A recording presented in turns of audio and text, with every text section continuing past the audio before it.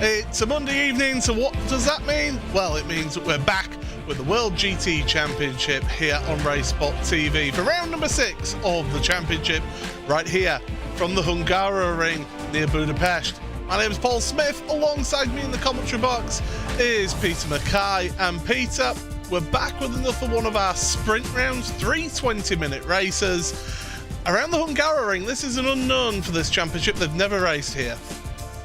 It is indeed, yeah, the Hungaroring, known as a proper driver's challenge, and a real demand on the aerodynamic grip, particularly of the cars. We see the Formula One Championship raced here for many, many years, but for GT cars, slightly different kettle of fish, especially in the sprint race format.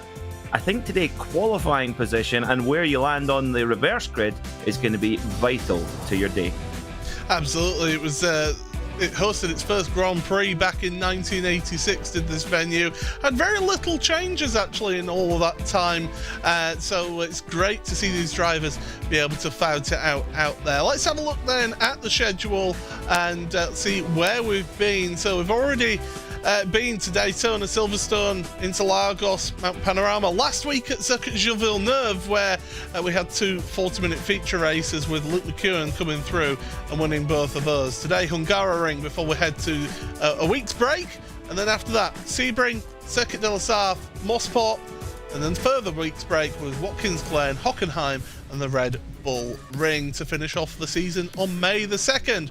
Speaking of the season, here we are with the pro standings, and it is Luke McEwen almost 100 points in the lead over Ross McFarlane after last week's round, with Josh Thompson just 5 points further back in 3rd place. And there's a little bit of a gap to Jack Sedgwick with Michael Evdoka 5th place. Volkovic, Watson, Harrod, Horder and Saunders round out your top 10 in Pro. Pro-Am, well, it is Mark Hutchinson who leads that one, still ahead of Christian Rose. Tim Perry is not that far behind him with Paul Webster. Again, just a few points back from him. Andy Archer rounding out the top 5 with Crouch, Berridge, Kaiser, Van der Ness and Woodhouse rounding out the top 10 of your Pro-Am. In your AM standings, it is James Whitehouse who leads this one. Bit of a closer affair in this one, ahead of Lars van Rijn. Then it's Martin de Jong in 3rd place with Paravellium Racing Team. Jack Osborne and Adam Hedgecock on equal points with Craig Jones. Tony Draper, John Roberts, Michael Blake and Toby Ward rounding out the AM standings. The Enduro standings, well, they're the same as they were last week, but we'll get that change in 2 weeks' time when we have our next endurance race. So it is McEwen, Whitehouse and Hutchinson who lead that one. In the team standings, the was cooking by 3M, 9 points clear of Pure Sims Esports. They're then 110 points clear of the German Sim Racing.de by ACV team. Then we look down, further down, Century Sim Racing. What a strong season it's been for them so far in the Pro-Ams. They're leading the Pro-Am Championship ahead of Simmortal and Boosted Sim Sport.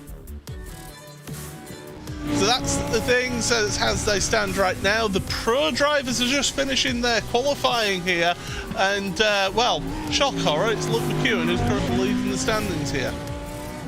And by a quarter of a second as well, which is a fair old margin in this context as well. And Luke McEwen really turning the screw on the competition over the last few rounds particularly. He's had remarkable speed since we started the season in Daytona, but really started to put it together, getting those results. And those two wins at Montreal last week, they really were a knockout punch to the competition. Yeah, it really was an amazing performance from Luke to come through and to take the win in the end. It was very close at the pit stop, but he managed to get ahead and get through. So yeah, Luke McEwen, he has been a class act here in the season, not without a little bit of drama and controversy at times, but he still finds himself in the lead of the championship, and by a healthy margin. 97 points is the lead of the championship.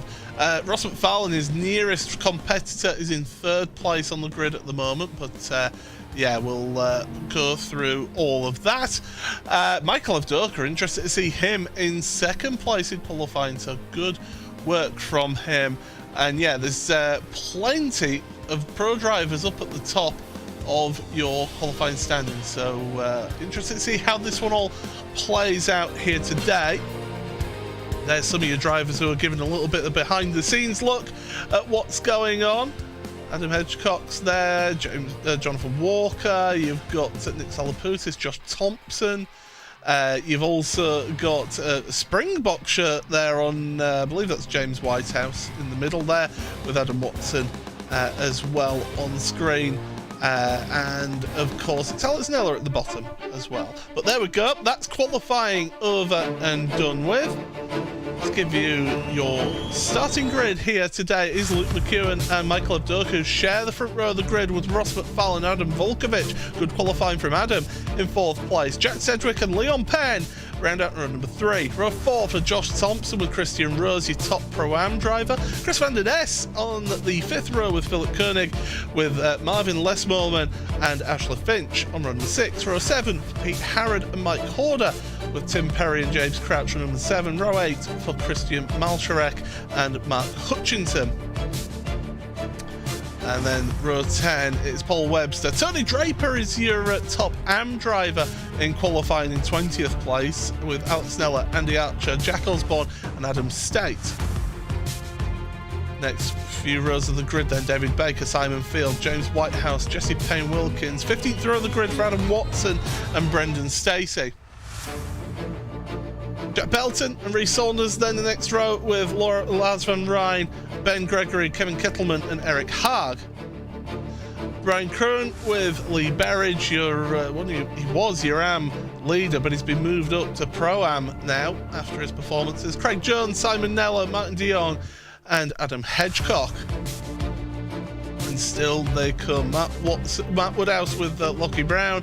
Magic Sakovic, a return to the grid for him in the series, with Michael Blake alongside him. Felix Elsner and Toby Ward, 48th. And still they come. John Roberts, Nick Salapoutis and David Michael Nichols is the last driver who set a lap time. However, there are 4 who did not set lap times. Jeroen Kaiser, Nathan Healy, Bradley Hulse and Robert Lundgren. He's not even in the race session, I do not believe. In fact, no, he isn't.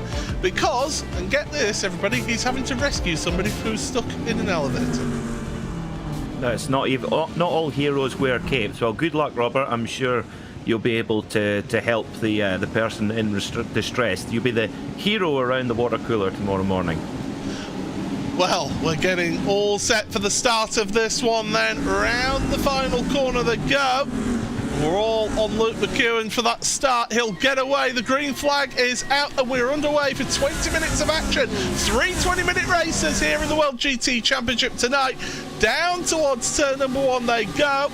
Long downhill braking zone. You've got to be careful. Don't do a Valtteri Bottas and end up wiping out half of the grid. Turn 1 they go. So far so good. We have got one spin. That's Tony Draper who's around. There's also Ashley Finch off to the side of the track as well. So far everybody's keeping going. A big 54 car grid this one, Peter, and everybody so far seems to be behaving themselves.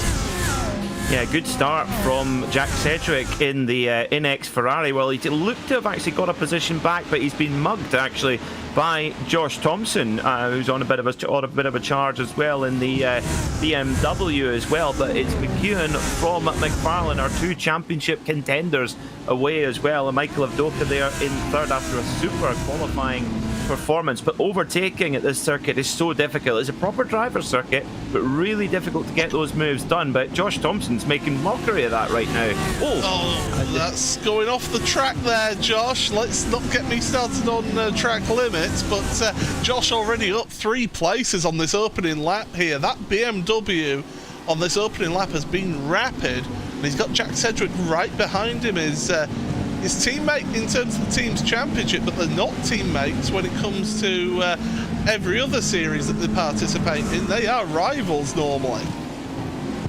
Yeah, it's an interesting dynamic, isn't it? It's almost like being like a customer racing factory driver, where we can be racing against your colleagues one week and with them the next. But yes, track limits is something that you have to be careful of here at the Hungaroring. It's very easy to step over them, and if you accumulate too many incident points, you will be sent for a drive-through. But McEwen, no such issue for him. He leads by 3/4 of a second already from Ross McFarlane, who in turn has opened up a really big gap, about a second and a half, to Evdoka in third. Paul Webster on pit road getting a fast repair, so he had damage. He got involved in some of the shenanigans on lap number 1, and there he is just coming out of pit road right now. Got to be careful how he slots in here onto the brakes. He's got his teammate there alongside him, and away they go downhill. That's Mark Woodhouse that he was coming out of the pits alongside. But you're quite right that the guys at the front, they are just gapping out the rest of the field here. This is just, they seem to be in a league of their own up at the front there.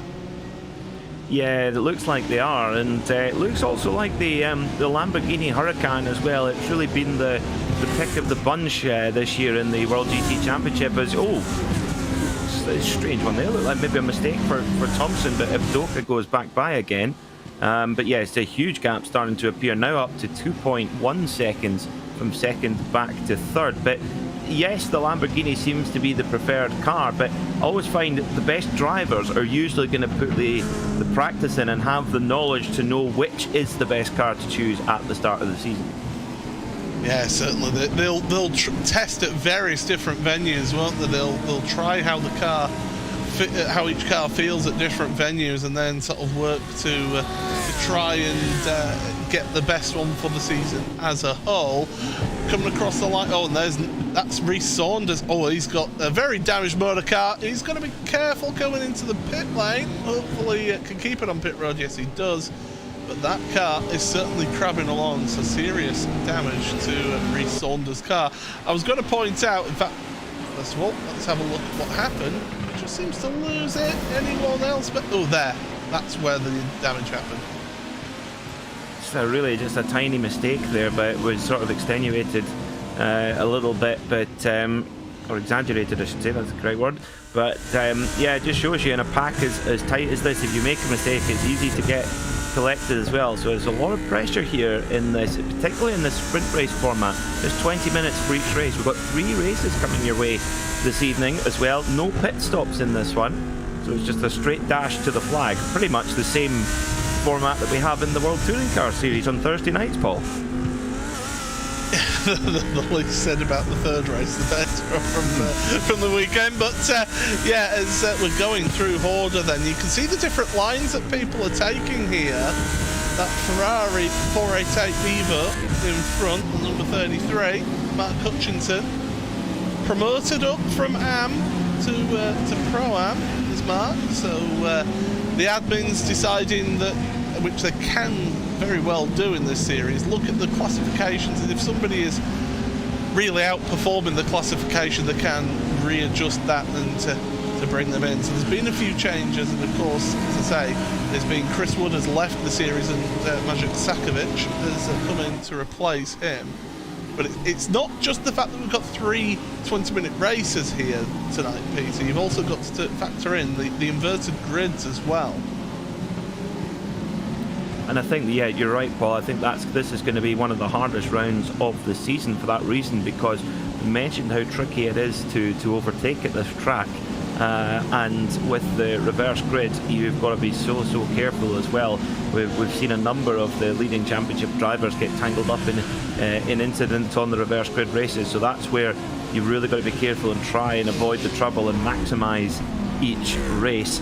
Doubt we'll be seeing any doubles or trebles tonight somehow, but you never know. We've certainly been a big one for the boosted Lamborghini in the background. Was it Neller? I believe it's Tim Perry. It is the 83, and this is one of the talking points of this track is turn 4, the exit of turn 4. If you run it out too far over the curb, the back end just spits out, and I believe that's what's happened right there, and he has found the wall very hard indeed. Yeah, it looks like there's a kind of like a drain or something there as well, which seems quite slippy. Let's have a look. And yeah, hardly any mistake at all, and really quite violent the way the car just snaps across to the side. But it seems like the kind of green artificial grass in the drain maybe making it a little bit slippier than Tim Perry expected. So Randy goes, oof, that's evil.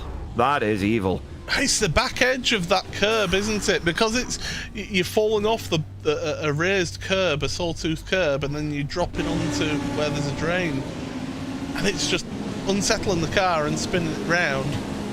There he is, he's back up and running. I mean, I'll be amazed if he doesn't come onto the pit lane, if I'm honest, in that boosted Virage car. And no, he stays out there, so he I'm also amazed. He must have hit the tyre barrier. That's the only thing I can think of. Meanwhile, further down, this is Ben Gregory for Three Spires Motorsport. Oh, that's a squeeze. Oh. You've got to bring it. Oh, his cars go flying off after that, and you've got cars coming in as well. Yes, he's well within his right to not allow the car that was overtaking him to go on or to come back onto the track, but at the same point, you also want an element of self-preservation. You race to the rules, but sometimes that can come back to bite you. Yeah, I think Gregory will be pretty frustrated about that one. Yeah, maybe an avoidable accident for many reasons, but just frustrating for it to go wrong at this stage. And all you can hope then at that point is that you get a good result on a reverse grid draw. Of course, we don't know at this stage what the reverse grid position will be. We've got the spinny wheel of doom or joy, depending what side of it you end up on, to see where you get put on the grid. Riding on board with the Lamborghini of James Whitehouse, the Springbok here, deciding to go for darkness around him to keep his focus. Mind you, I've always seen that when you see well, certainly the Porsche simulator, I think the Toyota one as well, at their race factories, they all sit in the dark in the simulator, so there must be something in it. Well, he is actually I do believe that's actually at Centra Sim Racing's venue out in Warrington, so there you go. He's not doing the best promotion of keeping the whole facility in darkness. Could be showing off what a wonderful venue it is for your. Maybe not tidied up. Alex Nella has had issues down at turn number 1. He's recovering back onto the track now, so not a good few minutes for Boosted Virage right now as he drops into place, does he? He's got the car alongside him. It's Jack Belton. Belton, who's not had the best of seasons, it must be said, but this round seems to be suiting him a bit more for the amateur driver. Seems to be, yeah, in the Audi Sport Slovakia machine. Oh dear. Just shows you how easy it is to do. He's done well though there to get straight away into reverse, get it out of the way of the rest of the field. Yes, absolutely.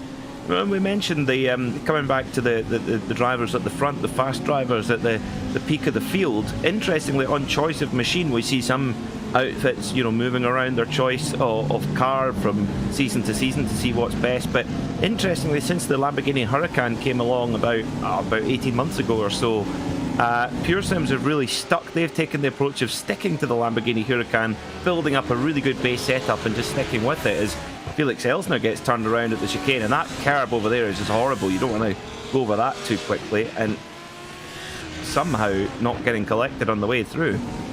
He's done very well not to sort of panic and that, but I think he got welcomed by it was one of the Team Mad cars, and I don't know which one it was. Purple mirrors, I'm afraid that's, if anything, just a guess from my point.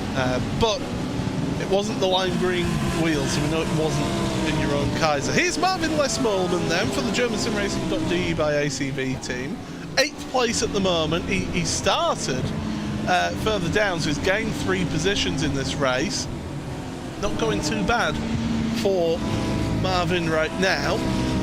Hopefully the rest of the race could go well for him, because again, he's been somebody who's been a little bit beset by a little bit of bad luck in this series, but when he does have a good round, he really does have a good round.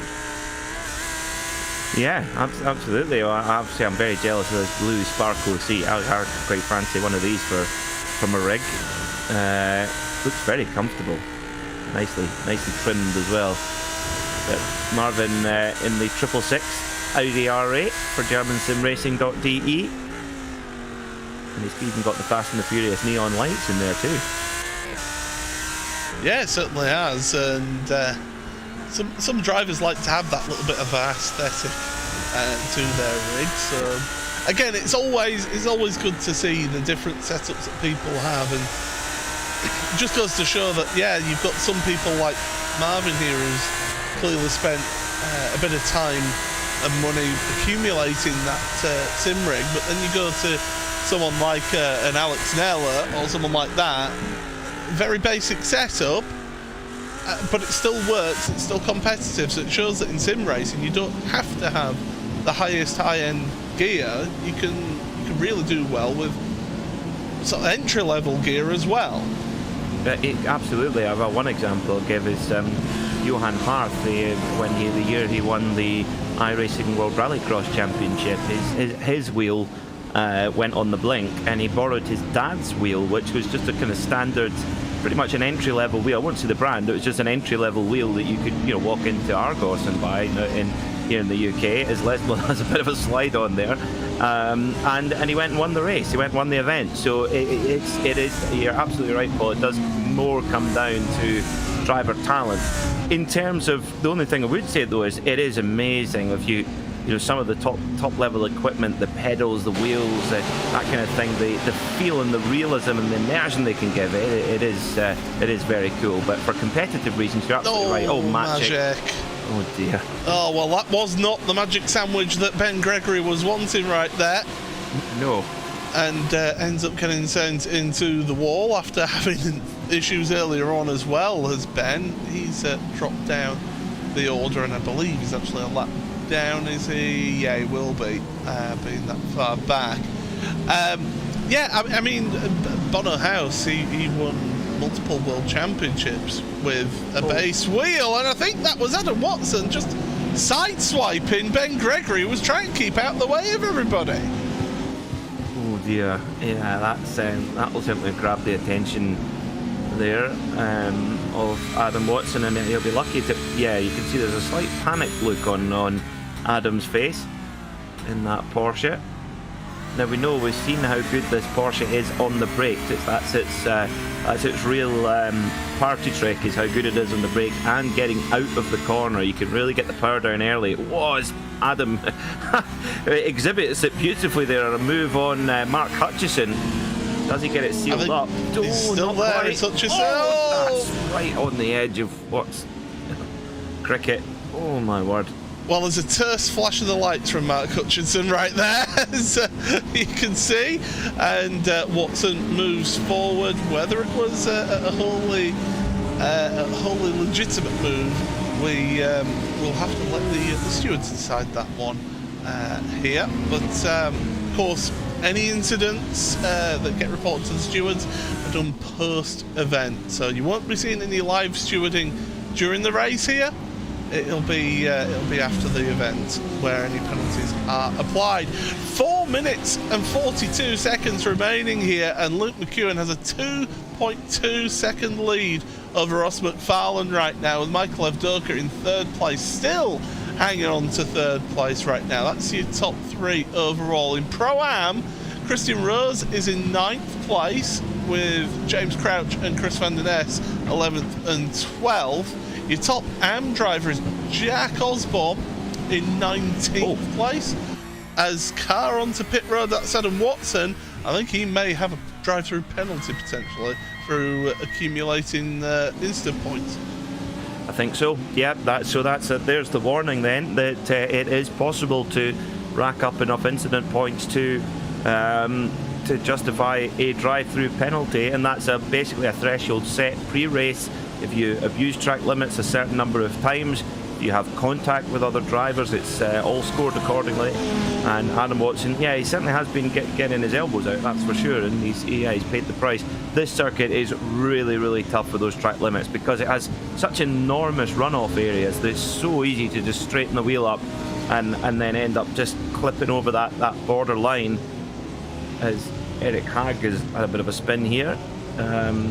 It has a bit of, and using that room to get back going again. But track limits, you wouldn't think we would talk about it in a 20-minute race, but it's been a factor here. Oh, he just got into the back of that boosted car, didn't he? And it's unsettled the car while it's still on the brakes. It's turning, and around he goes there. So we're carrying on. As I say, the last 3 minutes of this race was about to say that it's off your AMs. It's, yeah, as I said, Jack Osborne in 18th place. Jesse Wilkins actually up in 22nd. That's a great place for him. He's third in AM because James Whitehouse is in 21st place. So good positioning for some of your AM drivers out there.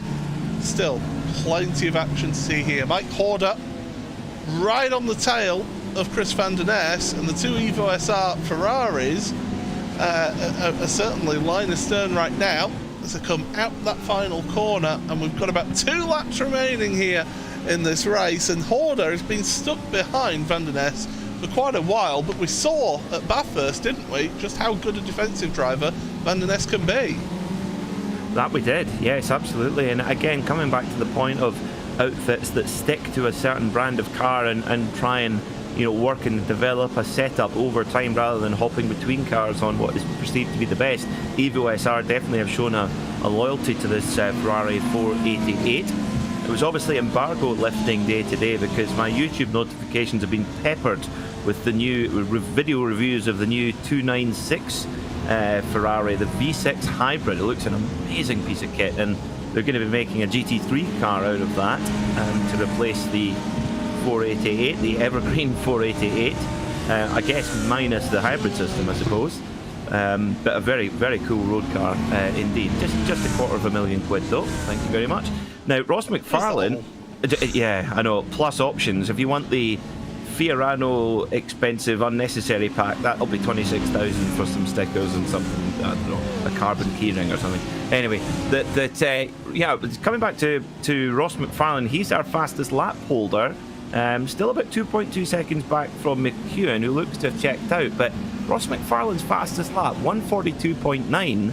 Best lap for McEwen, our race leader, 143.5. Yeah, and I think that's possibly the track limits, isn't it? Because, of course, if you do set your fastest lap with a track limits infringement, so what's known as a 1X in iRacing, 1 incident point, then it invalidates your fastest laps. It could well be that, yes, McEwen may have gone faster, but officially, in terms of the record books, McFarlane has set the fastest lap of this race. We're into the final lap of the race, and Mike Horder is trying to make some moves here down the outside in towards turn number 2 right now. Can he hang it out? If you can hang it out around the outside, it gives the inside for turn 3 and a great opportunity. And that's exactly what Horder's doing, and they're just got ahead to be able to pull it in front. I don't think van der Ness is too appreciative of that in towards turn number 4, but of course turn 4 famous for Nigel Mansell's overtake on Ayrton Senna back in the late 80s, early 90s that was, when he was in the Ferrari. But yeah, it certainly is a tremendous corner that you can really throw it through. Not quite flat out in some cars can handle that flat out though, but your leaders, where are they on track? Well, they're coming up towards the end of the lap, and Luke McEwen, well, it is pretty much perfect. Everything but a fastest lap for him. Green to checker win here for Luke McEwen from Logitech GL to Z Sports.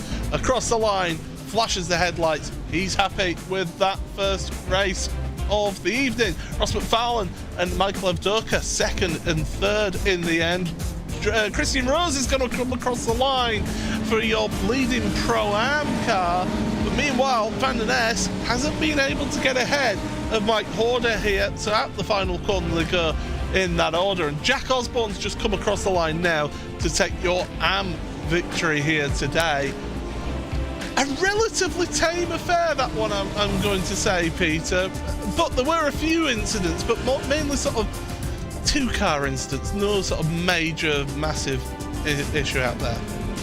No, which is what we like to see, and really what we expect actually in race 1, where everyone's in their qualifying order, so kind of around those of similar speed, which does certainly help. When we get into the reverse grid races, that could really open things up a lot. The good thing about the Hungaroring, yes, it is difficult to overtake. However, there is good amounts of runoff at parts of the circuit, so if there are incidents, it does give a bit of room for things to spread out a bit. we did see that, of course, you mentioned in Formula One last season when they came here, and about half the field crashed, but most of them managed to get going again. Yeah, when Valtteri Bottas went bowling into towards turn number 1, I think Lance Stroll was the other one as well who collected the other half of the grid. But yeah, it is a tremendous circuit with plenty of history, is this one. As I said, 1986, the first Grand Prix held here, and well, let's have a look at what is going to be our reverse grid. Of course, remember there are 2 slots new this season where you could actually have no reverse grid, so potentially that, as we're slowing down, we're getting closer to that World GT logo. Are we going to have a full reverse grid again? Because that was carnage last time out at Canada, and I think it's safe to say full reverse grid. There it is, confirmed for all those drivers who finished on 1 lap down or less. So basically, if you finished on the lead lap or 1 lap down, you're going to be fully reversed on that grid.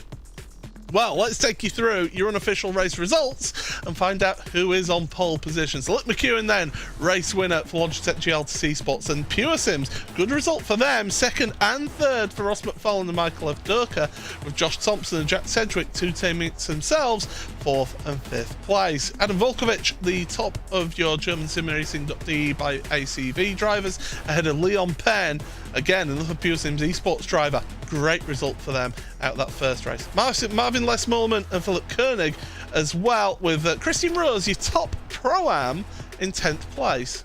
James Crouch is the 2nd Pro-Am for Evo SR in 11th, with Mike Horder and Chris Van Der Ness, your 3rd place Pro-Am, in 13th. Christian Malcharek, Mark Hutchinson, Adam State, Andy Archer, with Jack Osborne, your top AM driver for Century Sim Racing, in 18th place. David Baker 19th and Simon Field 20th. James Whitehouse then 21st ahead of Jesse Payne Wilkins, with Alex Neller, Jack Belton, Adam Watson, Lars Van Rijn, Lee Berridge, Pete Harrod, he'll be disappointed with that result, Brian Kroon and Kevin Kittleman round out the top 30. Paul Webster then 31st ahead of Lockie Brown, with Craig Jones, Jeroen Kaiser, Tim Perry, Matt Woodhouse, Bradley Hulls, Toby Ward, Eric Haag, who we saw have that issue towards the end of the race, down in 39th, and Reece Saunders, 40th place. He could be a dark horse for the second race. Brendan Stacey, David Michael Nichols, Magic Sakovic, not a great return to the championship for him, with a couple of spins. Martin de Jong, Adam Hedgecock, Nathan Healy, Ashley Finch as well, he could be a dark horse for race number 2. John Roberts, Nick Salaputis, and on pole position for race number 2 of the evening is Michael Blake.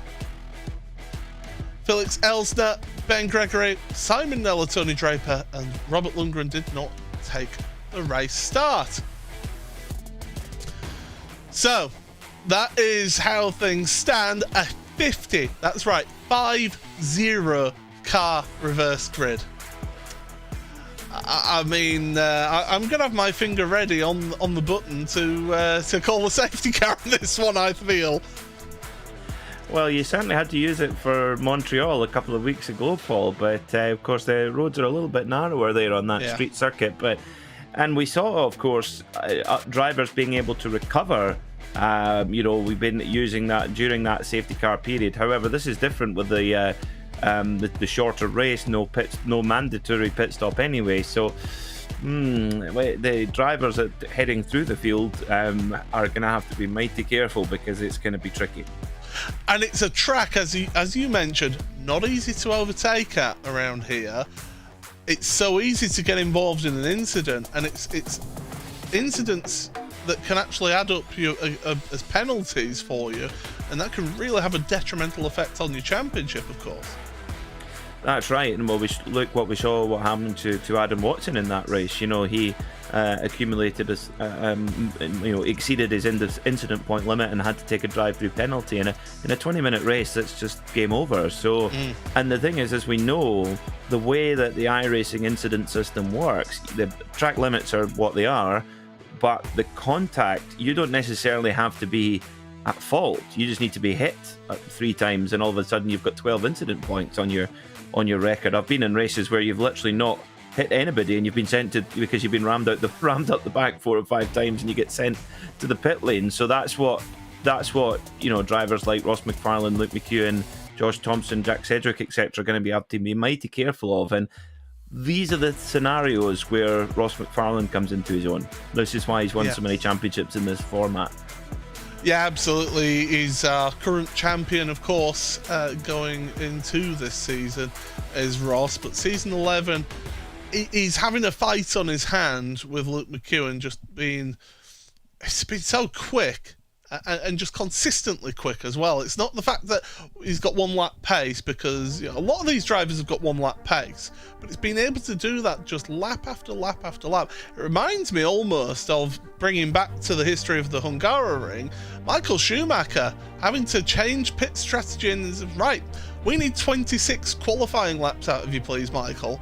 And he did it to get the race win. So it's just that level of consistency and focus that you need to be able to make these sort of strategies work. Well, we've seen how relaxed he appears under pressure. Last week we had his onboard camera from his sim rig, and just cool as a cucumber. I mean, just they didn't cruise to those 2 victories. Had a lot of difficulty to get to those 2 victories out of the 2 races, but I've never seen someone be less excited at a double victory coming over the line. But that's part of, well, we laugh, but that's part of the mindset as well, of just going to execute a job, and that's it. No other distractions, no other distractions from doing anything else. It's just get in there, do the job, and do it properly. Yeah, absolutely. We're just waiting for the session to go live on iRacing, so you're not missing a thing. We won't miss a thing here. We'll get into that race session as soon as we can, as soon as it launches. So we're getting to that sort of halfway point of the season. After the end of this next 2 races, we're at the halfway point of the championship. How has this differed compared to last season? Because we had a stacked grid last season, didn't we? Of course, with Phil Dennis being there, Kenneth Branson, people like that being involved last season. Now this season we've got Luke involved here, a few other newcomers as well coming in. Okay, we lost Leandro Andaruti, who seemed to be another really quick driver, but still, these drivers just seem to come through.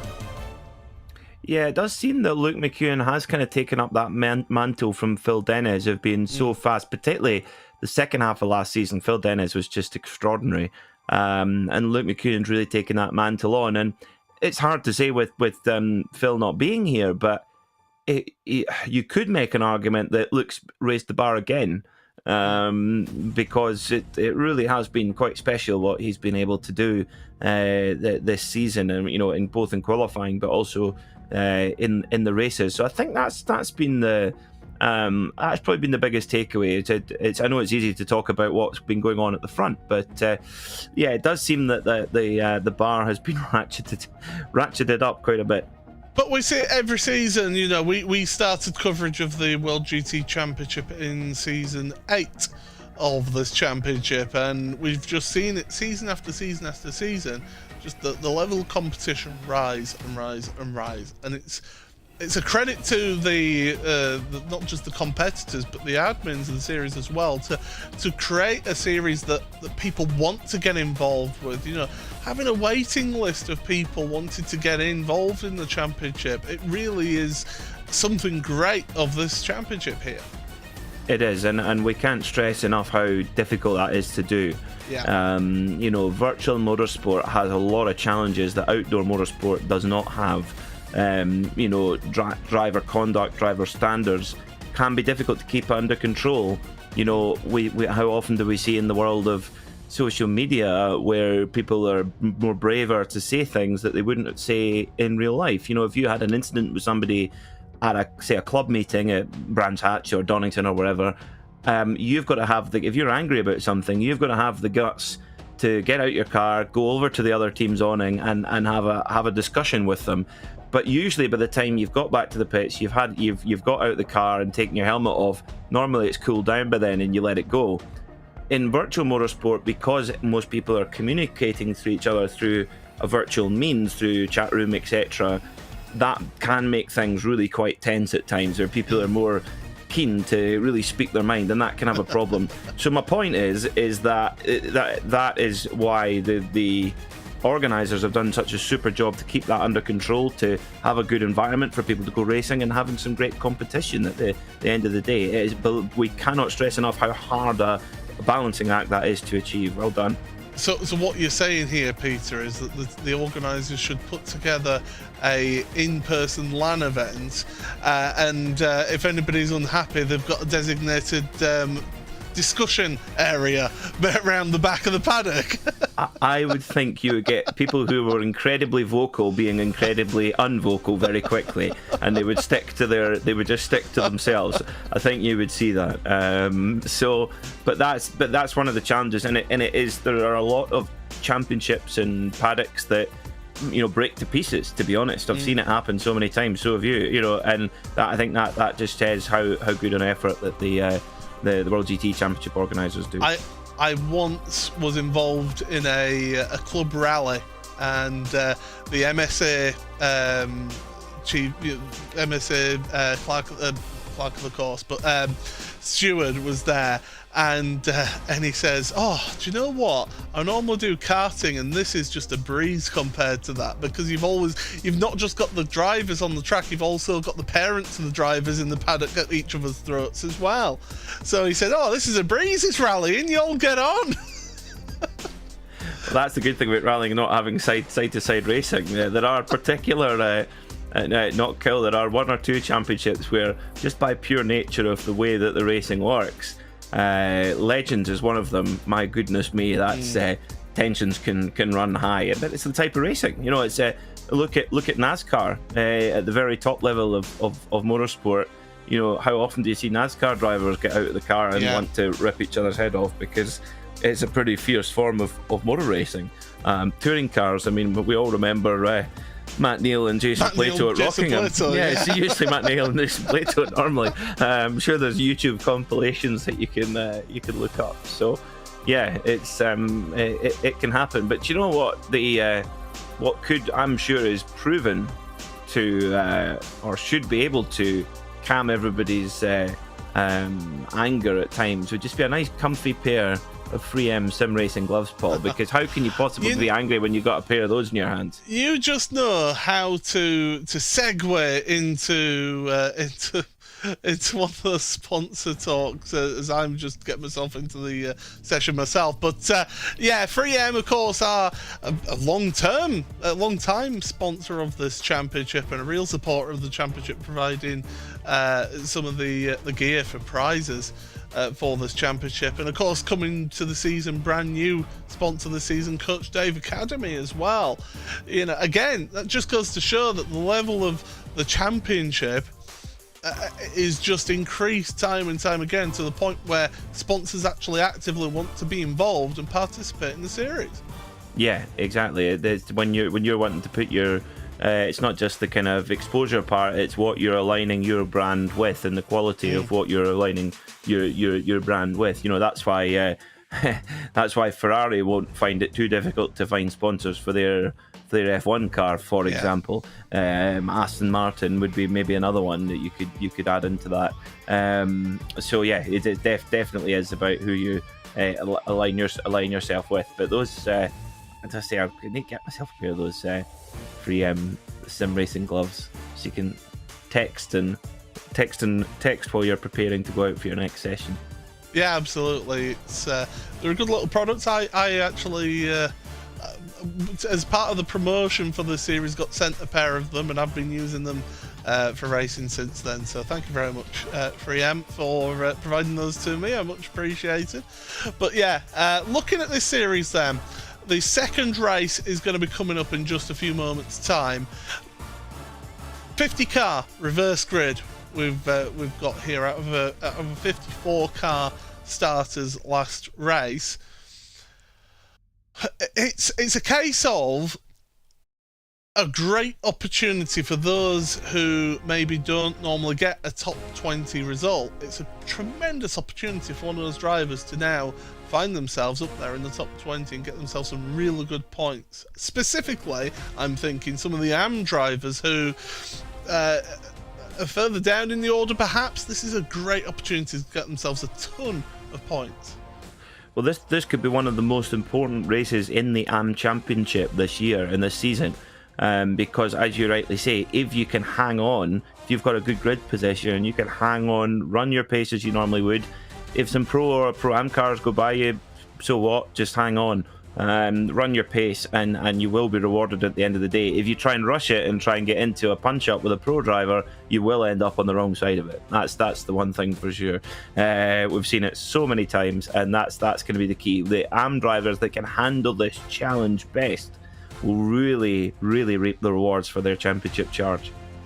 They certainly will, and it's knowing when to pick your battle, isn't it? That comes with experience, doesn't it, from racing? And yeah, picking your battles, knowing when to go for something and when not, is certainly going to be something that we see here. You can see in the top left-hand corner of your screen, we've just got 30 seconds remaining of the warm-up before we get to our grid of the second race. I can tell you the track temperature has actually increased for the second race, because we're around noon for the second race, 45.5 degrees Celsius. So you won't see tyres drop off like you would on a normal endurance race. It's a 20-minute sprint race with cars and tyres that are used to lasting 2-3 hours stints, aren't they? So, but they will still see just little variations between drivers out there.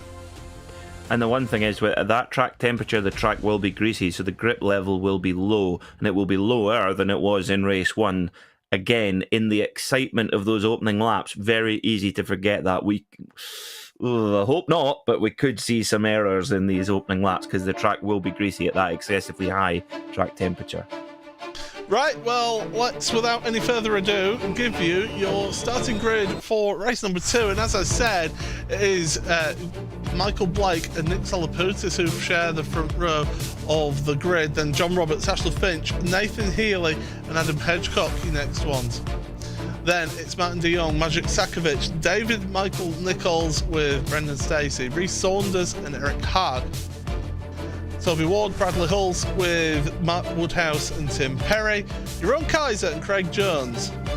Number 10 is Lockie Brown and Paul Webster, with Kevin Kittleman, Brian Crone, the two teammates next to each other. Pete Harrod and Lee Berridge then, with Lars Van Ryan, Adam Watson, Jack Belton and Alex Neller, Jesse Payne Wilkins and James Whitehouse, row number 15.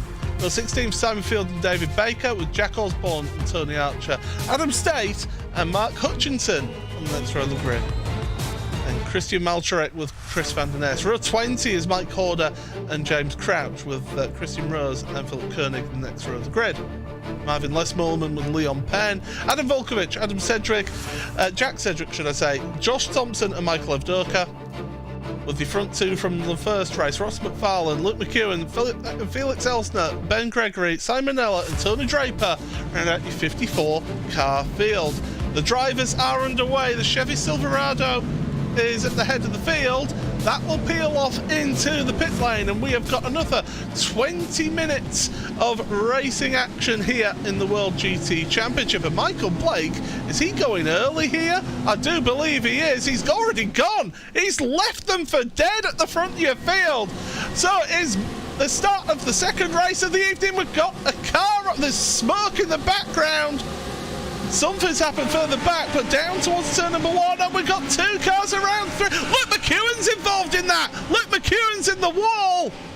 It's Lee Berridge who's facing the wrong way. So too, I believe, is Marvin Lesmorman. We've got a car on the inside of turn number 1, but we're still staying green for the time being. Martin de Jong was that car on the inside. Down towards turn number 2 now. And Michael Blake, what a launch from the start. He left Nick Salaputis just sitting there like a duck. Yeah, really caught him by surprise, that is for sure. Michael Blake kept taking full advantage of that. Whoa, spinner off at turn 4. It's one of the... is it the... It's Lockie Brown. Lockie Brown. Oh dear, poor old Lockie. I'm trying to find his way back on the circuit, and he does. But yeah, this is big news. I wonder how affected Luke McEwen was from that incident. We saw him hit the barrier. Well, will that Altus Esports Lamborghini be damaged too much? Will he have to come in and take a fast repair? That could change things dramatically in the points haul from this evening. That was, it's a dramatic turn of effect, but the thing is, he's still running out there. No, he's not. He's in the pit lane. He's taken a tour back to the pits. Luke McKeown will not be getting a double here tonight, that's for sure, because he's sat on pit road, and if he doesn't get back out, that probably means that he'll be starting from the very back for race number 3. So it's amazing how you can have a really, really good round one week, the next week it just turns into a bit of a nightmare. Well, and then that's just from one race to the next, and he hadn't even taken the green flag yet as well. It just shows you came round the blind corner on the right-hander to finish the lap, and yeah, arrived into a bit of a, well, a little bit of a crash site, sadly, and paid the price for it. But interestingly, that he didn't drive that car back to pit lane on its own power to avoid the time taking the toll. That's interesting. So it must have been severely damaged for that to be necessary. Yeah. You'd imagine that there must have been a wheel hanging off if he's not taken the tour back. We've got more moves being made. Moves being made at the front as well. Ashley Finch has made it to the front of your field. I said he could be a dark horse for the second race. Well, he's made his way to the front on lap number 2. So Michael Blake led a lap, but he's now lost out to the Pure Sim Lab car. So it is Finch ahead of Blake, Salaputis and Sakovic in 4th place, with Healy 5th. Reece Saunders 6th place right now. Reece is going to be try and work his way through as well. He's gone up 5 places so far in this one. But yeah, so far it's been a bit of drama further back, but people are starting to make some moves. I can tell you, Josh Thompson up 13 places. Jack Sedgwick up 15 places so far. Adam Watson's up 15 places as well. Good stuff there from all those drivers as well. I think Ross McFarlane up 12, so there's good movement from the back of the pack from our podium finishers in race 1. But Ashley Finch is leading away at a canter here as well, so despite that quick getaway, Michael Blake hasn't been able to hang on to it, as Nathan Healy goes wide there in the leading Mercedes. Good to see that machine running up the front. It's a wonderful sounding machine, wonderful. It's an imposing looking car, and I tell you what, I saw pictures today of the new version of it, the new road car at least, and I think it will make a fantastic looking race car when it eventually comes to the track.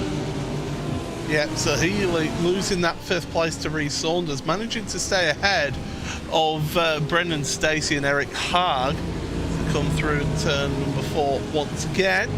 So let's have a look at what happened at the start then. Does Lee lose it himself? He does. Cold tyres. And now it's a case of he's there in the middle of the road. Oh, and that's one of the... Yeah, so that was the Les Bowman who spun, and it collected Luke McKeown and all of that. McKeown just went car left, and unfortunately just got caught, didn't he? Oh, those little inches here and there can make such a difference. Well. And this is, you've got to say, this is a great opportunity for second place driver in the championship, Ross McFarlane, to really score a... Go on, Paul. You speak of Ross McFarlane, both him and Josh Thompson are dropping down the order, and Josh Thompson taking a tour to the pits. He's out of this race now, and Ross McFarlane is all the way down to 48, so he had gained a ton of positions, but he's now lost a lot. Who wants to win this race or win this championship more likely? So let's see what's happened then. So Josh Thompson has had his own incident with one of the Evo SR cars, but there was an incident behind as well. Oh, Josh. Not the best rejoin to come on at 90-degree angle to everybody else in that corner. No, and you have to say he would be the first to be vocal about others doing the same. So, yeah. Not good. Grief, our timing. Oh my goodness! There's Nathan Healy around, and I think Adam Watson was off as well, because he was dropping down our order. Well, nobody wants to do well in this race, do they? They're all binning it against each other. Well, do you know, I bet you this exceedingly high track temperature is playing havoc. I think the drivers are really being caught out with the reduction in grip. I would love to see what happened to McFarlane, though, from an onboard view, because I don't know if someone crashed in... Oh, Adam Watson. Oh, dear. There was a gap there. The problem is, at that point, it's always going to be closing, and that's one of the German simracing.de cars getting turned. I think that was Michael Evdoka who did that to them. I think it was, because it was Philip Koenig. And Evdoka's managed to get ahead. It's a difficult track to overtake that. Everybody knows that, but you can't just force the move.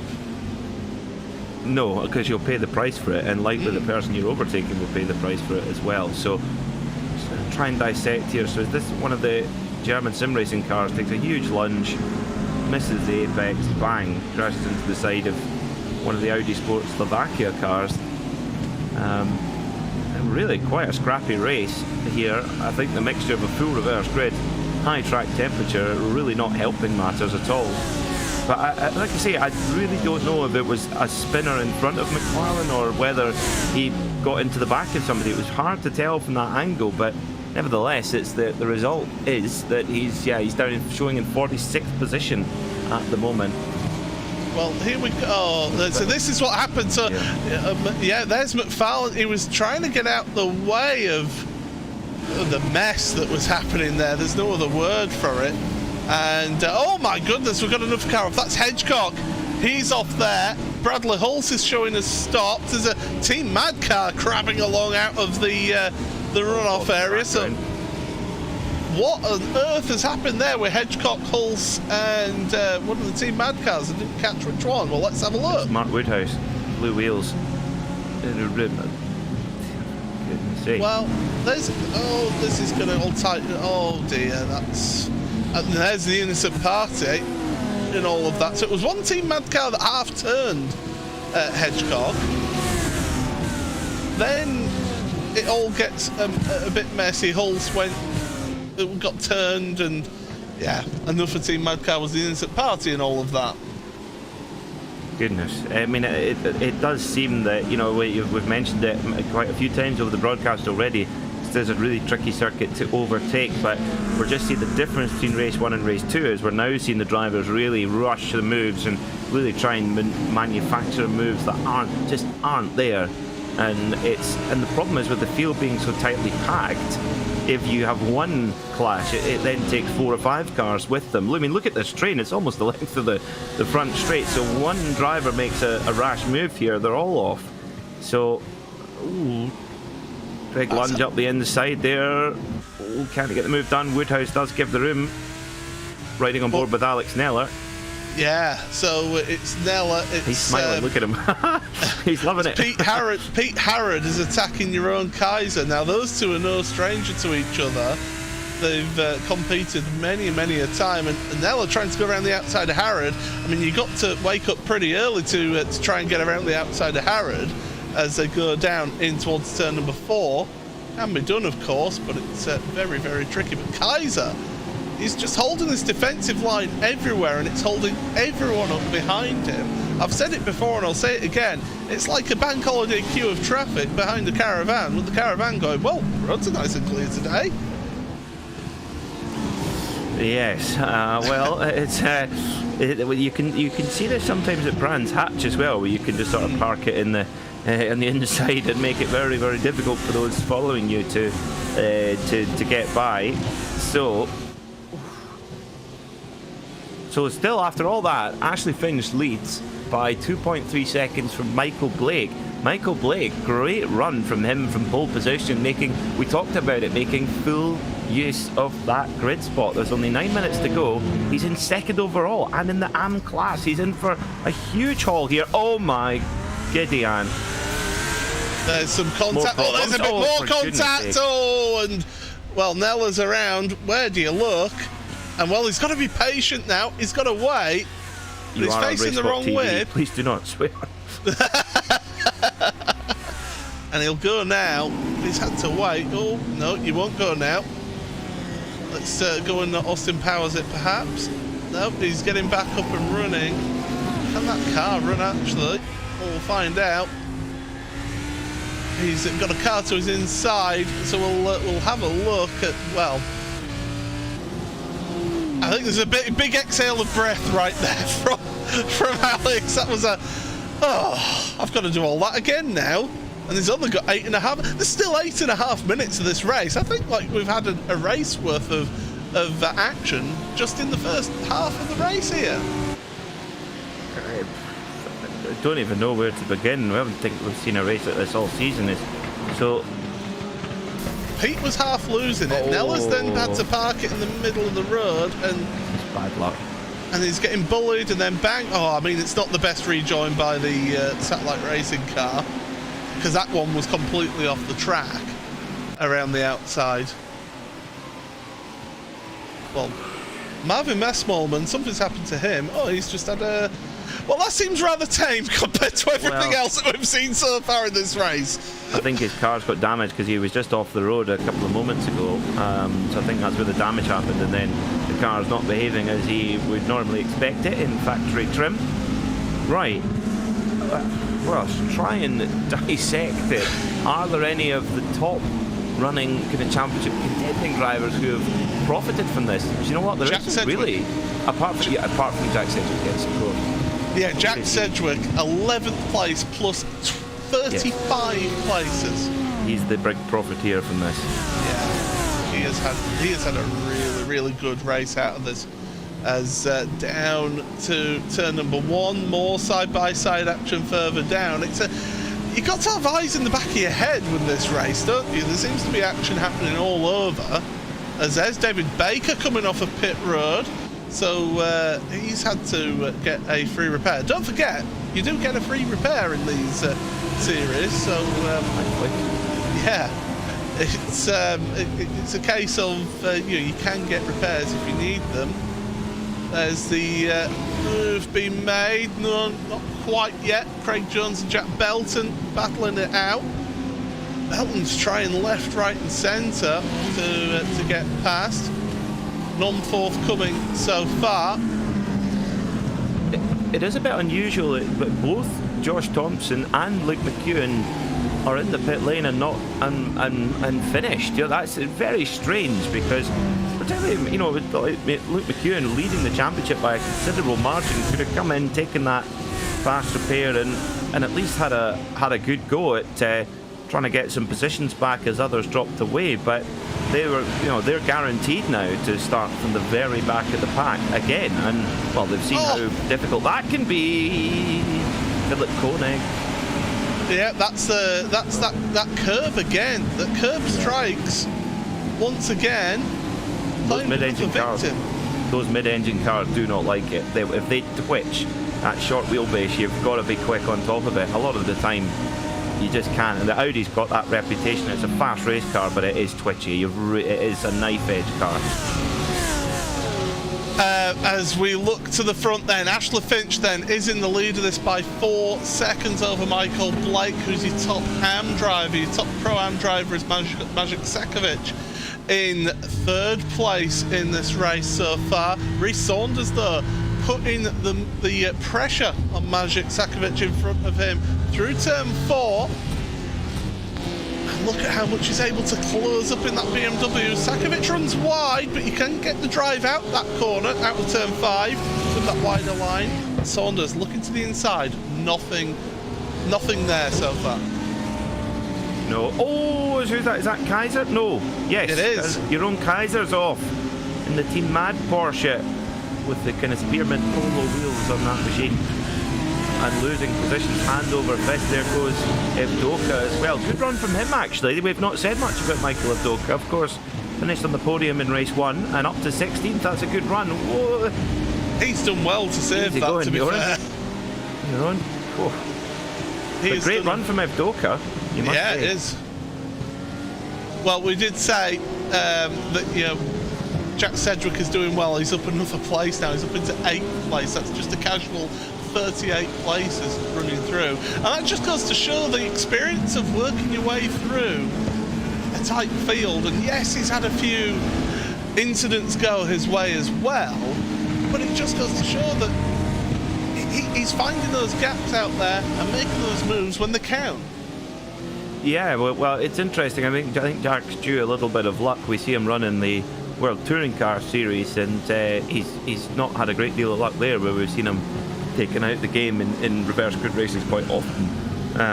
So it's good to see him get a little bit more of the rub of the green and getting up there, and now just really making quite rapid progress with the amount of speed he's got underneath that Ferrari.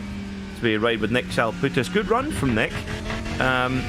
He's holding on to 10th position in this Lamborghini, the year one custom-made flip-flops back to Lamborghini. Yeah, certainly is.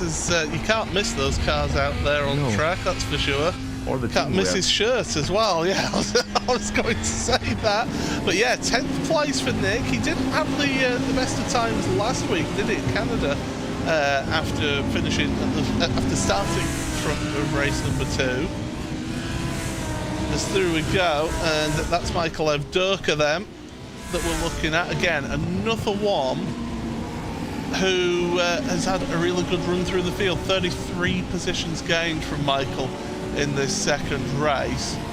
So the two big names though that are still sat on pit road, Josh Thompson, Luke McEwen, not their second race here, but there is another race to go, and starting from the back for those two is going to be incredibly tricky in that final race. Yeah, and I do wonder, well, let's just hope we see George Thompson and Luke McEwen in race 3. It'd be a pity to see them park up for the night for lots of reasons, but back on board with Michael Evdoka in this wonderful Lamborghini Huracan GT3 coming down towards turn 1. A good opportunity to make a move on the brakes. Evdoka pops out to signal his intent, and Jack Belton, I was going to say doesn't fight it, then he does, but Evdoka gets the move done and into 14th position. As we go through into turn number 2, two drivers with drive-through penalties. That's Lockie Brown and Nathan Healy. As well, the year 1 car is under pressure right now, and that's Rhys Saunders. In fact, he's made his way past Michael Blake up into 2nd place now. So Rhys has done his best job that he can do for year 1 to move up into 2nd place. Blake and Sakovic 3rd and 4th, with Paul Webster, another one of the Team Mad outfit for the Immortal team, in 5th place. So they're having a really good day of it. In fact, Matt Woodhouse 6th place as well. So Immortal really, and Team Mad, having a really good second race here. They are. They've had mixed fortunes, but that, I think, is also because they've got a lot of cars in the game of Team Mad. Oh no! One of the Lambos is off. Craig Jones. Don't reverse it into our camera. That's a lot of kit there. As away he'll go now. Gets it back at going again, but that SCCR car dropping down, so that's down to, what, 33rd place right now for Craig. That's a pity. But it reminds me of, so I like that livery. It's very like mid-90s BPR, FIA GT1 kind of spec. Although I think it was the Giza livery on the Porsche 911 GT1 that reminds me of that. Around he goes. Meanwhile, something's happened to Michael Evdoka, and is he coming down into pit road there? Yes, he is. And he's caught in half a mind and chose the wrong half. This is proper Austin Power spec here. Amazing, and we're on the final lap. We've got all the way. We've made it to this final lap, and Jack Sedgwick has made it up another place, up into 6th place. Rhys Saunders is around. Michael Blake's in the wall. I have a funny feeling that those two are coming together there. No. Not the best rejoin from Rhys either. Well, Blake, has he done it himself? No, Rhys has done it. And Michael. Oh. No, Michael, in the words of Toto Wolff. Oh, that's so unlucky. Michael Blake was in such a strong position. Oh, to make... There's very little that Blake can do there, isn't there? No, nothing he could do. No, absolutely. I think that's what makes it so... Oh, what a pity. That is such a shame for Michael Blake. He's done everything right. But meanwhile, Ashley Finch, he's looking at his mirror saying, where did everybody go? Yeah, he's gone for a nice Monday evening drive as Ashley, and found himself at the front of the field. And not only that, he sees the checkered flag, and he will be a victor here in race number 2 in the World GT Championship. Race 2 of 3 on the evening. So the Pure Sim Lab driver absolutely delighted with that. Paul Webster finishes in 2nd place ahead of Magic Sakovic. What a return to the series for Magic. Jack Sedgwick, an incredible 42 places gained for him, up into 4th place. Oh, Michael Blank's facing the wrong way again. I think he's just trying to get a battered and bruised car to the finish line here. And he ends up in 15th place in the end of that race. Oh, was he helped here? Let's have a look. That Lamborghini. Ooh, I have a funny feeling he was given some assistance there. Oh, yeah, it's hard to tell conclusively, but yes, quite possibly from that angle. But, oh, dear me. Yeah, I gotta feel for poor old Michael Blake there. He was on for an overall podium, and another driver's accident. Absolutely nothing he can do. You are completely committed going around that corner. It's blind. Oh, that is just devastating for him. Just devastating. Wow. Let's 4th though. Wow. Let's have a look. Let's have a look first of all at what our reversed grid will be to find out. Let's hope it's a nice low number after what happened that one. Let's have a look here. None at all. Slowing down. Oh yeah, none at all would be lovely after what we saw there, and I think we might actually get that. None at all. Please, just keep going, keep going. I think that's going to be none at all there. So for the first time this season, we get no reverse grid. So that means that Ashley Finch will start on pole position as we have a look at, well, in a second, once we get it. There we go. You get our unofficial race results here for race number 2 of the evening in the World GT Championship. Ashley Finch then will start on pole position in this 3rd race. Paul Webster, your top Pro-Am, finished 2nd place ahead of his teammate Magic Sakovic. Jack Sedgwick, I mean, he'll be dancing with delight at that news that there's no reverse grid. 4th place for him in that 2nd race of the evening. Matt Woodhouse, Brendan Stacey, Tim Perry, Rhys Saunders, Adam State, and Kevin Kittleman. We didn't mention him much in that race because of everything going on. Top Am in that 2nd race. Salaputis then the 2nd place dam with Jack Belton the 3rd place dam in 11th and 12th places. Andy Archer, your own Kaiser next with Michael Blake. Oh, what it could have been for Michael. James Whitehouse and Jesse Payne Wilkins with Chris Van Der Ness, Leon Penn and Mike Horder 19th, 20th places. 21st and 22nd for the 2 Evo SR cars of Mark Hutchinson and James Crouch. Toby Ward then the next one ahead of Ross McFarlane. Good recovery drive from Ross, to be fair, to finish in 24th in that one. Simon Field, Ben Gregory, Christian Rose, Lars Van Rijn, Eric Haag and Christian Maltrek. Then it's Philip Koenig, Craig Jones, Felix Elsner with David Baker. Tony Draper in 35th ahead of Lee Berridge, who had that spin right at the start of the race. Simon Neller, Lockie Brown, Adam Volkovich, and John Roberts in 40th place. Alex Neller then, your next driver, in 41st ahead of Martin de Jong with Nathan Healy, Brian Krohn, Jack Osborne, Marvin Les-Molman, Pete Harrod, Bradley Hulse, David Michael Nichols and Adam Watson in 50th place. Michael Evdoka 51st at the end of the race there, so he must have picked up a penalty at the end of that race as well. Adam Hedgecock 1 lap down in 52nd, and then 2 DNFs. Josh Thompson and Luke McKeown. Well, Peter, how do we dissect that one? Because I'm sorry to say, that was a shocking race in my opinion. Yeah, I'm not going to argue, really. Yeah, that was pretty chaotic. Not at times, pretty much from start to finish there. I do honestly believe the high track temperature made a difference. That high track temperature, if you're thinking what a silly excuse that sounds, that high track temperature makes the surface greasy. It reduces the grip and that caught out a lot of drivers early on who were out of position with having the full reverse grid.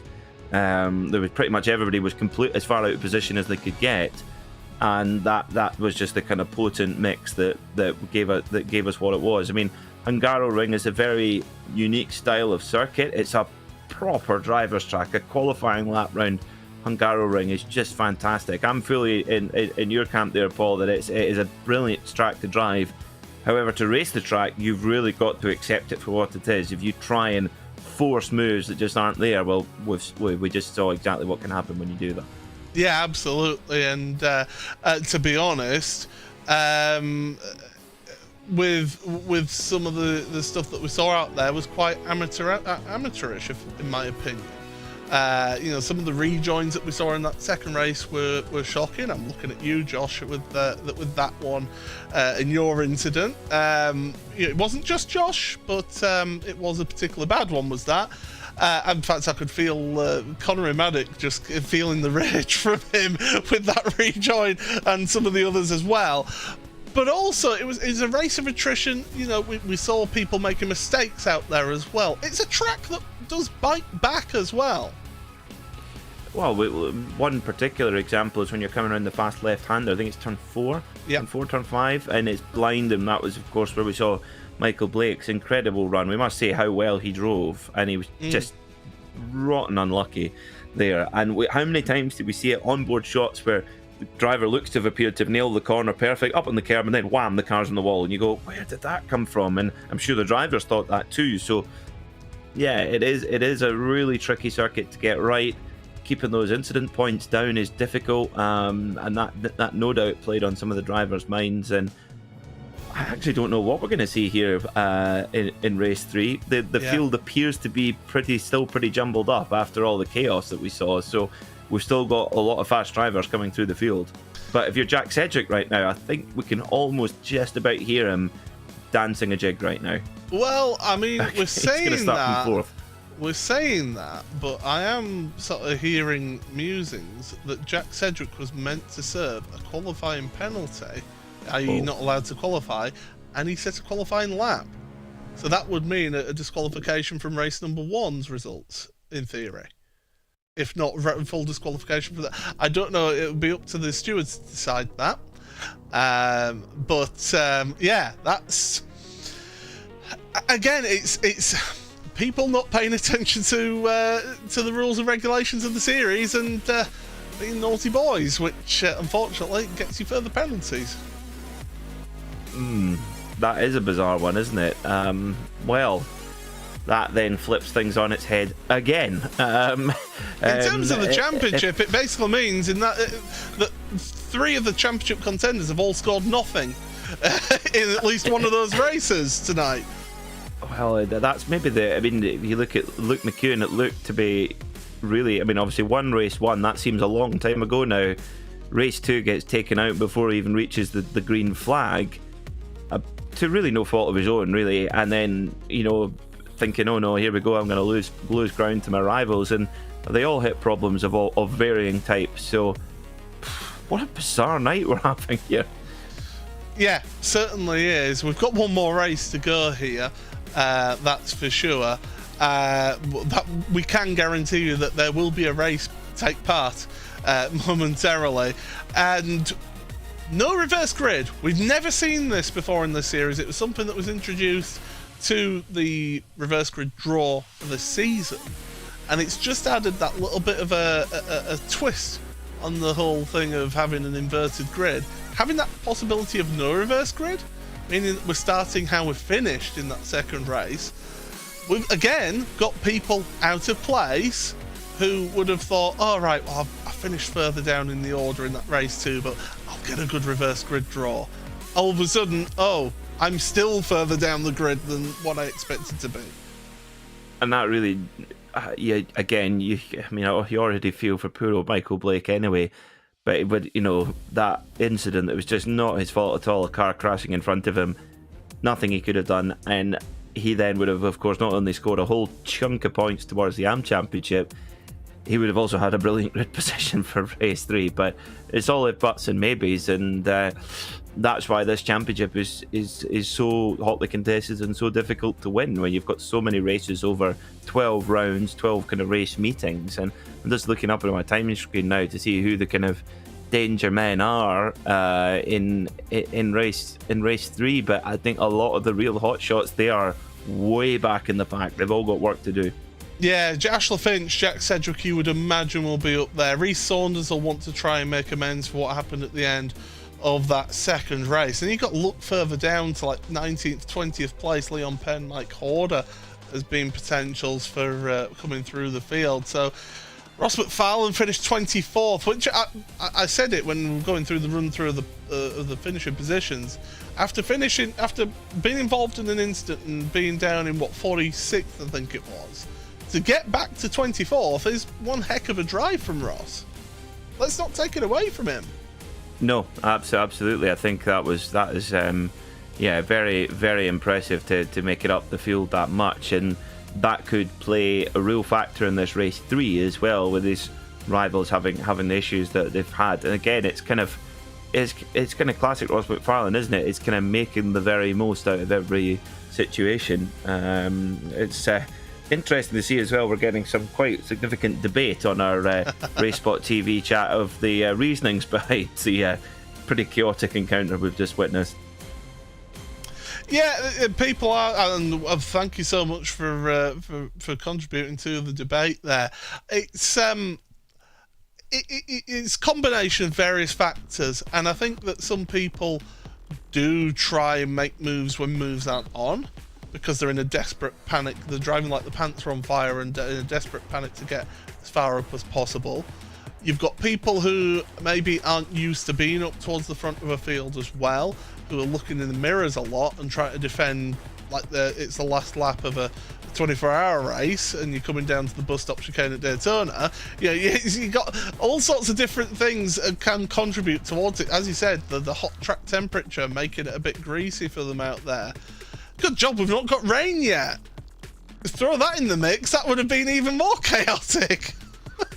That is some thought, isn't it? Yeah. That's going to be, isn't that what I mean, Paul? What's that going to be like when we get rain on iRacing in the near future? I mean, it's going to make it it's going to be a whole new skill for everyone to learn. Yes, it's been available on other sims, but you can guarantee that it will feel very different, and everyone's starting from scratch. And it'll be interesting to see what a lot of league organisers do in terms of introducing it into existing championships. That's going to be the big. I actually have no idea how or what way the leagues will do that. I think it's going to be fascinating to see. Yeah, it certainly is. As you can see in the top corner, just over 3 minutes remaining in the warm-up session before we start the grid process for the final race. And, well, let's have a look towards this race then, because we've got cars out on track getting practice. I can tell you that the track temperature hasn't really cooled down much. It's 45 degrees again, or 46 degrees it says on our overlay there. Partly cloudy. It's just coming up to 2 o'clock in sim time. So these drivers have once again got that hotter track condition. They've got a big grid. They've seen what happened in race 2. I wouldn't be surprised if the championship organisers have a sit down with the grid and say, I don't know if you remember this, Peter, but back in 1995 in the British Touring Car Championship, they did some races at Brands Hatch and it was pouring down with rain all day. And they ended up having, out of the 2 races, they had 5 race starts.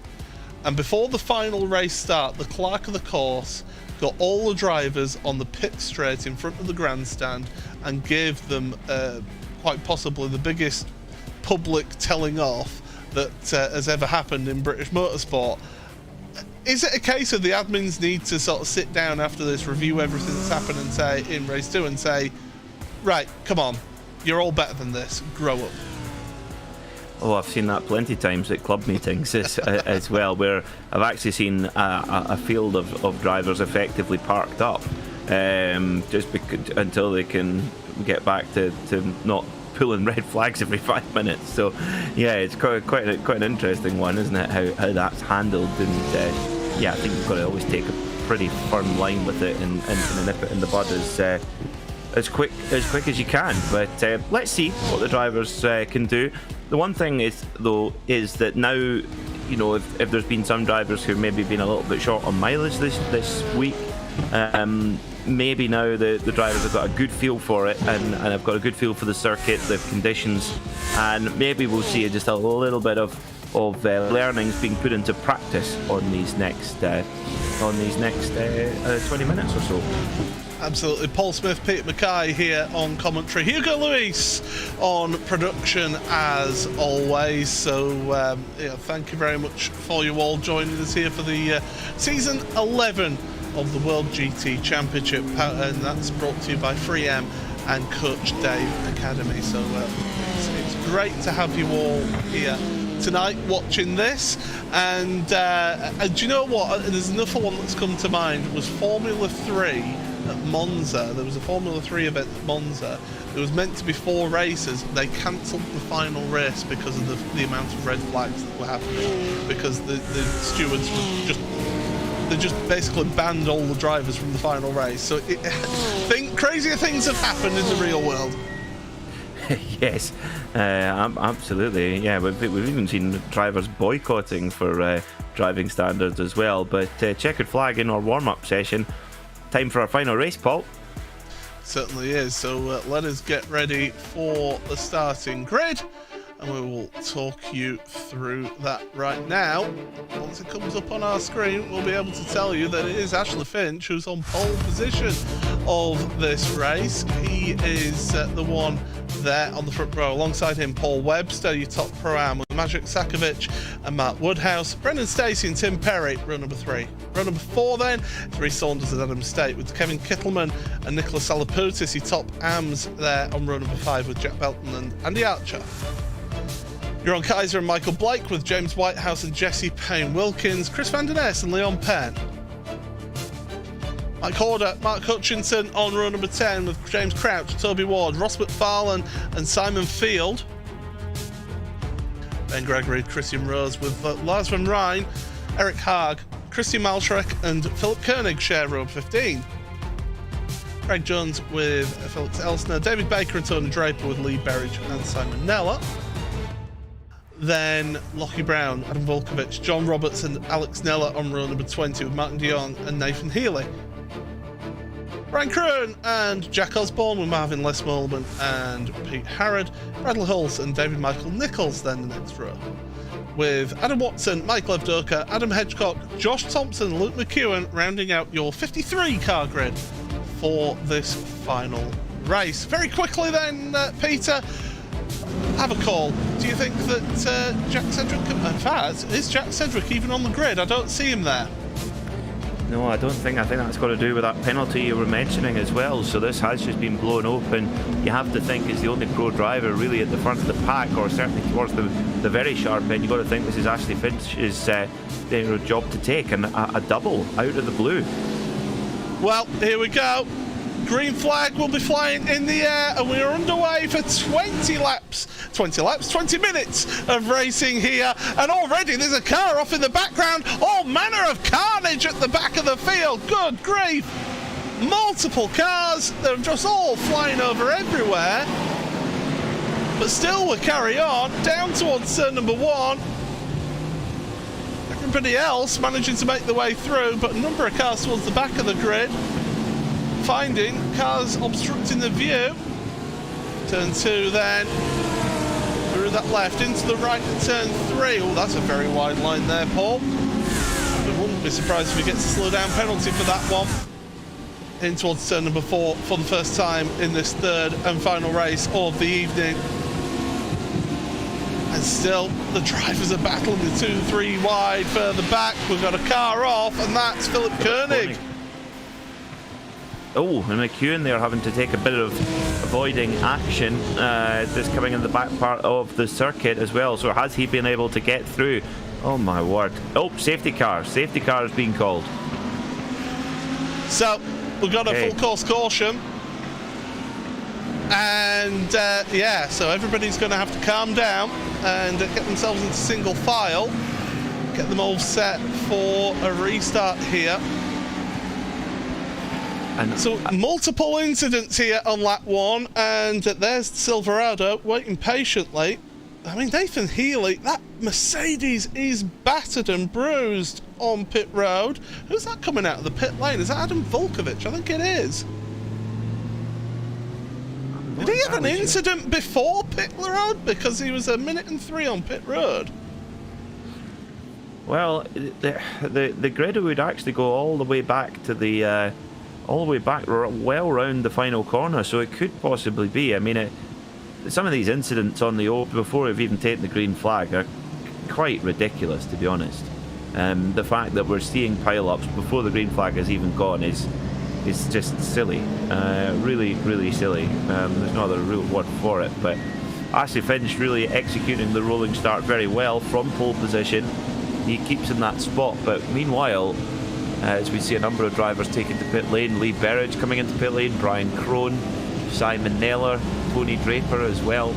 But the championship contender Ross McFarlane up to 19th place already in that opening exchange, so he's in a really good place to try to capitalise on that. Now, where's Luke McEwen got to? He's up to 34th from the back of the pack, as Josh Thompson 33rd, so they've both made great progress. They certainly have. They've been making good progress. The problem for them now, though, is that this is going to last, what, a good 6 minutes or so? So they're not going to have that long to actually make up many more places. They're only going to have about half of the race time left. Here we go. Here's what happened at the start here, Peter. So it's hard to pick a point where it's actually triggered as, oh, that's one of the Pure Sim Lab cars, and just cars coming barreling in, not slowing down for the incidents that are happening in front of them. I know the stewards will take a dim view on that if you come barreling in at the top speed.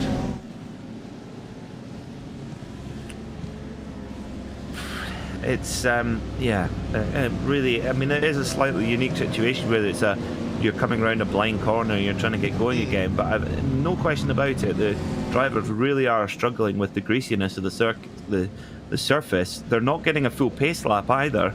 No. That's definitely, so they're going for tyres basically from ice cold, and that's catching people out. And of course, in that situation, it only needs to catch one driver out, and it's all of a sudden it's a real domino effect. I believe it was Craig Jones spinning on the inside, but then there was another two. It's the Centra Sim car that seems to come in on the Pure Sim Lab car, which is David Baker. Nathan Healy, which we saw with the battered and bruised Mercedes on the right side on the pit wall. And then, of course, we had the separate incident on the exit of Turn 4, which seems to be the one catching everybody out this week. Yeah, it's really been a danger corner, hasn't it? You really don't have to put much of a foot wrong, and wham, you're in the wall. So the Chevy Silverado pace truck, the official pace truck of the World GT Championship, has certainly got its time in the spotlight. So this is what happened to Philip Koenig. Oh, that was silly. That was from like a billiard shot. I think it was a Three Spies Motorsport car, I believe, that got into the back of those two. That was it. Those two are innocent parties and all of that, aren't they? There's nothing they can do if they get absolutely battered from the rear of the car. No, that was car billiards at its purest there. I think John Virgo would be proud of that trick shot. He would, yeah. Jim Davidson too. Yeah. Snookering you tonight. Big break. Okay. It's not Saturday. Yeah, it's not a Saturday night. Yeah. Lights are out on the pace car. It's Monday night and lights are out on the pace truck. Is that a good thing or a bad thing tonight? I don't know. You decide. Let's have a look then. So, there was car, and this is what the yellow flag was for. Absolute carnage. Oh, that Team Mad car just head on. And Luke McEwen, did you see that? Managed to avoid all of that. And again, rejoining when there's drivers in front of them. I don't envy the stewards on this one, that's for sure. Good luck to them. they're going to have a lot of work on. A lot of tea and biscuits required to get through that. It's a good job it's a week off next week, because I think they'll be taking all the way through to a fortnight's time to make any decisions on this one. Yeah, you've got to think that not only the stewards but the race organisers are going to have a heck of a job on their hands actually to manage this, because there's going to be some seriously angry drivers after this. Tempers will be flaring, you can be sure of that. But we'll be about just under about 12 and a half minutes to go. This is your view of Josh Thompson. Wow. That's tremendous reaction. That is like something out of Fast and the Furious 7 or 8. It's certainly one of the later ones where it got really silly. I thought that was the first one, to be honest. Yeah. Right, let's do a recap of where we are at the moment then, because we are behind the pace truck, but the pace truck will be pulling into pit road this lap. So it's Ashley Finch who still leads. He started in pole position in this race, the winner of race 2 of the evening.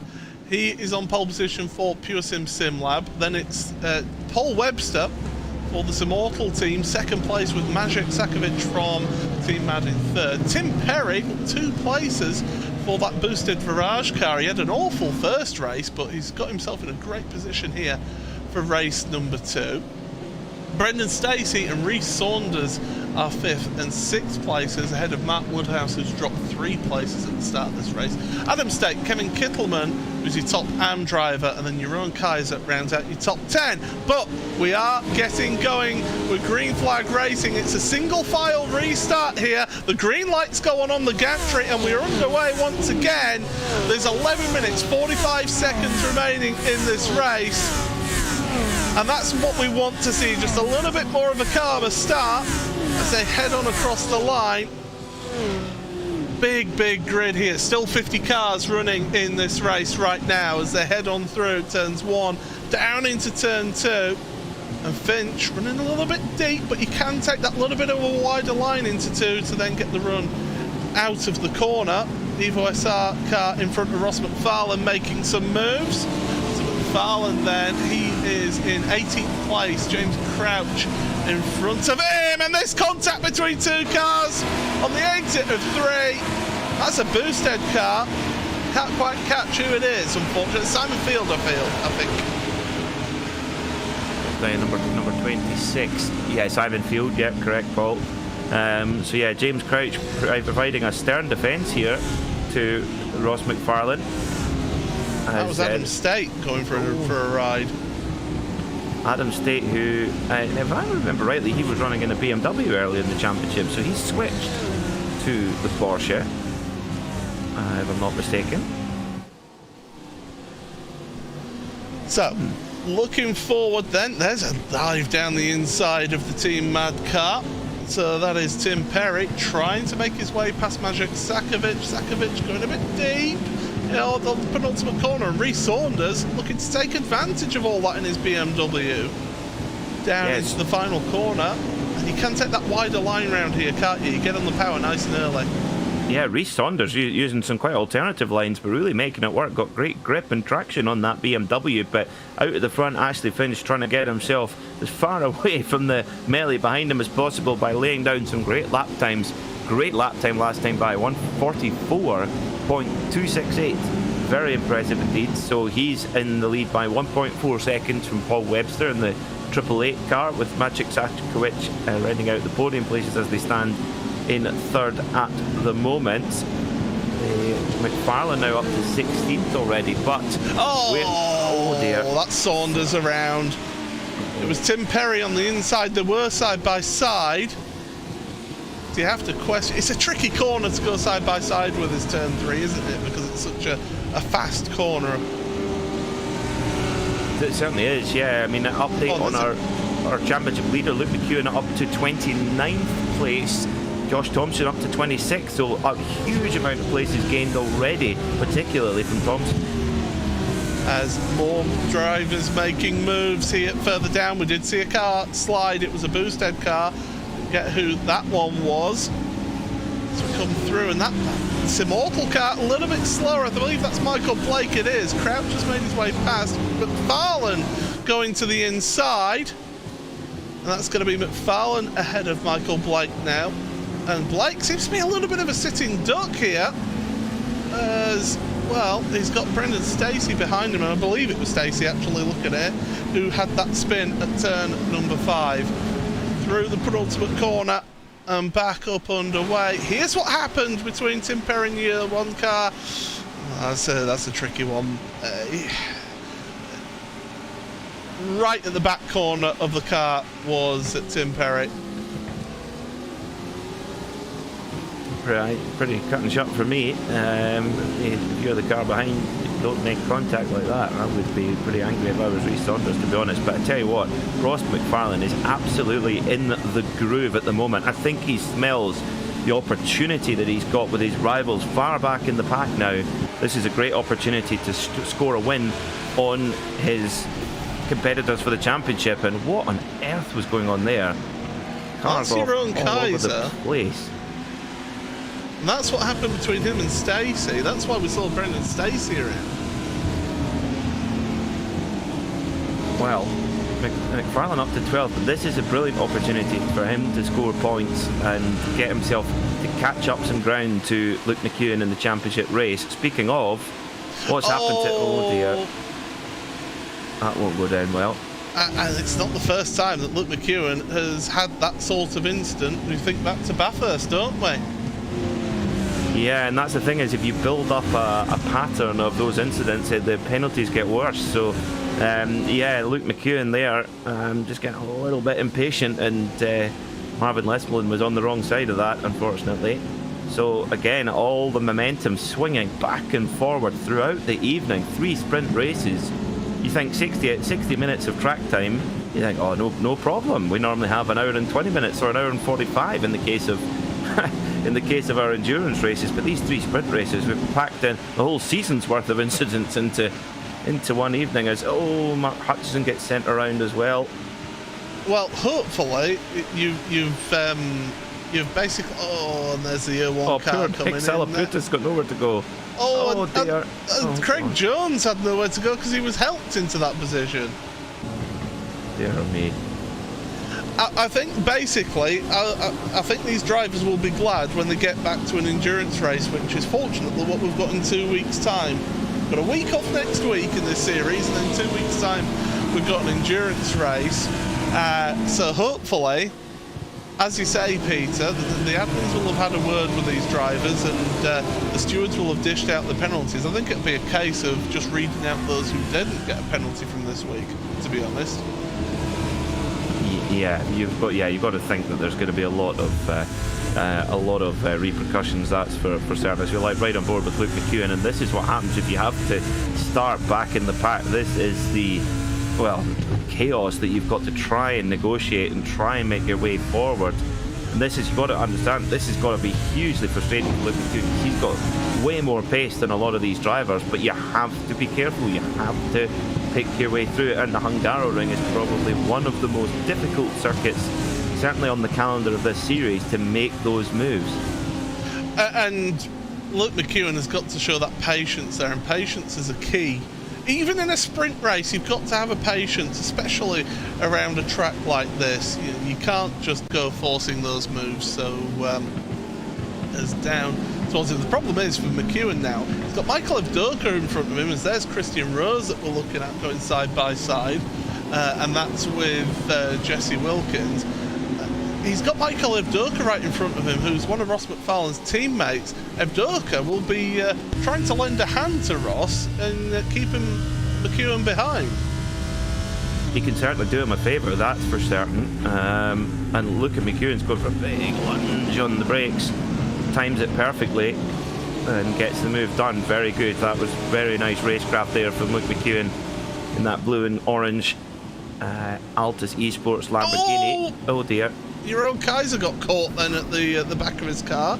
Amazingly carried on. He held on to that one somehow. And with those Porsches, I mean, fortunately with this Porsche, it's a mid-engine car rather than hanging right over the rear wheels. This one's rear. It's a rear wheel. Oh, okay. So the RSR is mid. RSR is mid, but the GT3 is still a rear. Well, not as rear-engined. Not as rear-engine as it used to be. You're not far off at all. It makes it even more impressive that he hung on to that one then. As he goes through, McEwen getting his nose chopped off there. If ever I've seen a door slam in somebody's face, right, that's it right there. Yes, that was a door slam and then a scream of, and another thing! No dinner for you! Yeah, that was proper teenage angst door slam there, and McEwen, I think that's lucky to actually not have an incident there, because Evdoka slammed the door, and McEwen was thinking, okay, it's like that, is it? Right. Two can play that game. I wonder if McEwen will maybe try and squeeze one down into turn 1 here, but I don't know if he's close enough yet.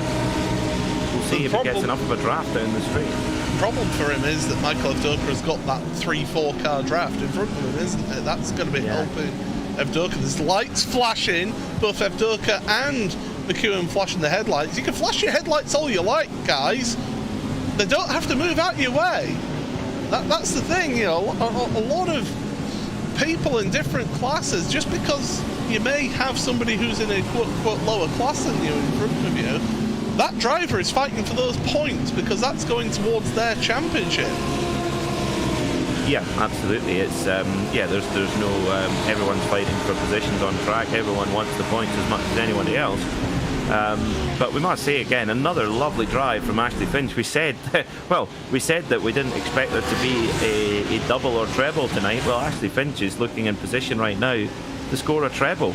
To score a double, my apologies. And what a drive that is. Okay, we didn't expect a no reverse quid either, but Ashley Finch has really taken this opportunity and grasped it with both hands. Certainly has. This is Maciej Sakovic, who's in third place, doing a still in defensive drive ahead of Tim Perry. He's got Matt Woodhouse behind him and then Adam State in 6th place. So a queue of cars behind Sakovic, who, it's fair to say, he's getting up to the speed of this championship. I think that's fair to say for him. But he has raced in this championship before. He knows what it's all about, and he knows that he wants to try and help his teammates out. And Paul Webster, I mean, look at the gap between Sakovic and Webster. Webster will be delighted with that because we've started the final lap of the race here, Peter.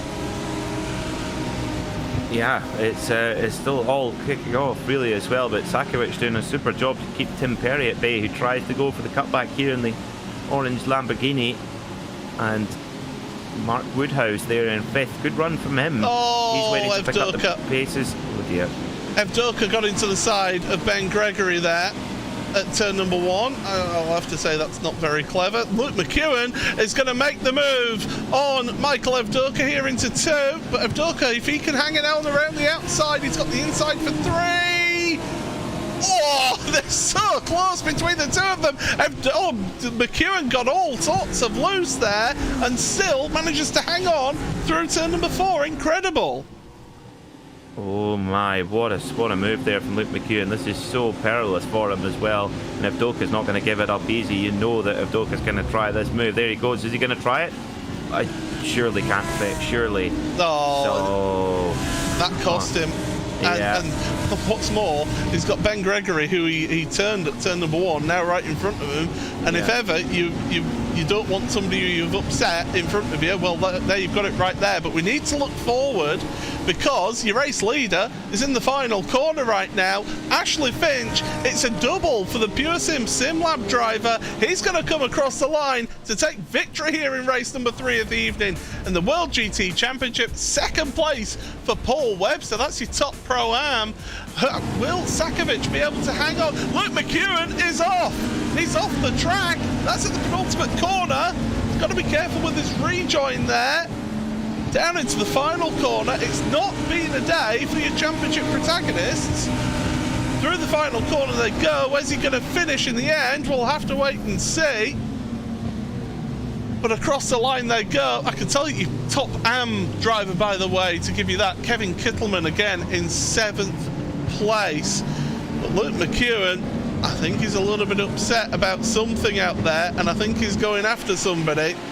Let's have a look what happened then. So this is McEwen in towards the penultimate corner. Oh, it was Brendan Stacey who went for the move back on him. Yeah. Well, Ashley Finch very well deserved. What a drive to make the absolute most of those opportunities with some super pace. I have to say a great mention as well to Josh Thompson, 17th place from the back of the grid. That's quite a drive in the circumstances. But McEwen is eventually crossing the line as, actually, I wonder, has Luke McEwen been given a post-race penalty for incident points? Potentially. We'll have to wait and see what the final results are, but let's give you those unofficial race results. I strongly emphasise the unofficial of that. Ashley Finch then, no, I don't think he'll have anything to worry about. He wins this one by 2.1 seconds over Paul Webster. Magic Sakovic for third place for him, managing to hang on ahead of Tim Perry for boosted Virage.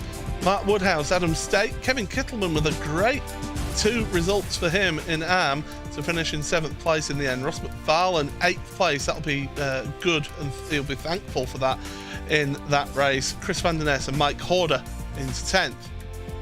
11th place for James Whitehouse with James Crouch in 12th. Leon Penn, Jack Pelton with Michael Blake in 15th. Rhys Saunders and Josh Thompson, the great recovery drive from Josh to gain 35 positions in the end there in 17th place. Andy Archer ahead of Christian Rose with Michael Avdoka rounding out the top 20.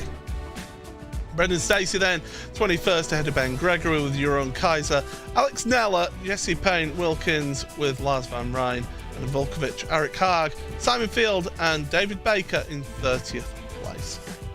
31st then for Toby Ward ahead of Jack Osborne with Chris Maltrek in 33rd. Martin de Jong ahead of Phil Koenig, David Michael Nichols, Craig Jones, Nicholas Salaputis, Lee Berridge and Felix Elsner rounding out your top 40. Adam Hedgecott then in 41st ahead of Simon Neller. Luke McEwen then down in 43rd in the end, so it does pretty much confirm that he got a post-race automated penalty for incident point infractions. And then cars 1 lap down or more. Mark Hutchinson, John Roberts, Tony Draper, Brian Crone, Marvin Lesmorman, Lockie Brown and Adam Watson. With Nathan Healy, Pete Harrod and Bradley Hulse rounding out the 53 car grid. I think, my mother always said to me, Peter, that if you've got nothing good to say, don't say anything at all. And I think that's basically what we've got to leave it there. That's my opinion. The drivers get a week off now. And then in a fortnight's time, they go to, it's Sebring, isn't it, that we go to next for an endurance round. An hour and 45 minutes. Hopefully everybody will have calmed down by then. Well, it's a very different ball game, an hour and 45-minute race with 2 pit stops, completely different than a 20-minute sprint. And Sebring is a circuit where there are more overtaking opportunities as well, I would say. However, it's a monster of a circuit, so bumpy, very easy to lose it under pressure as well. So we'll see. But once again, when tensions got high and when things got difficult, who came out on top tonight in terms of points for the championship? Ross McFarlane. That's why he's got a number 1 on the door of that Pure Sims Lamborghini. Yeah. So what will happen next is in 2 weeks' time then we head on over to Sebring, one of the greatest endurance venues in the whole world of motorsport. You do not want to miss that one because the endurance races have been absolute crackers throughout this season. So 2 weeks' time, RaceSpotTV will be giving you all the coverage of that. But that's all the time that we have got for you here today. From Paul Smith, from Peter Mackay, Hugo Luis behind the scenes, with Dougie Beard, we're providing us with cameras as well. This has been the World GT Championship Season 11, the double win for Ashley Finch. Goodbye.